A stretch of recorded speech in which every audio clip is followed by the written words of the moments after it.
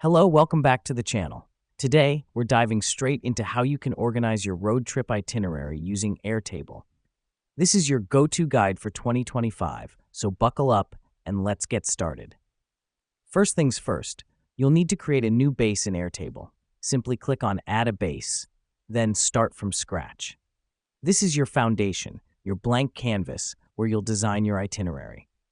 Now that we've done that, let's create three main tables: locations, activities, and expenses.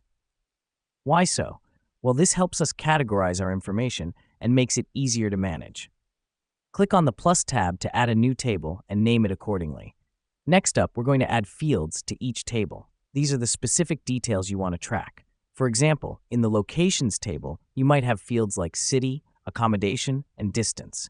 The reason we do this is to ensure we have all the necessary details for each part of our trip. Once you've set up your fields, it's time to fill them in with your road trip details. Let me explain why this matters. By inputting all your data, you create a clear, visual representation of your trip. This is where the magic happens and your road trip comes to life. Now here's what's happening behind the scenes. As you're entering data, Airtable is compiling it in a structured, easy-to-read format.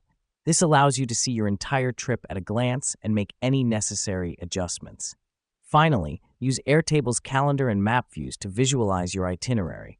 By switching to the calendar view, you can see your schedule day by day. Similarly, the map view plots your locations on a map, giving you a geographical overview of your trip. And there you have it.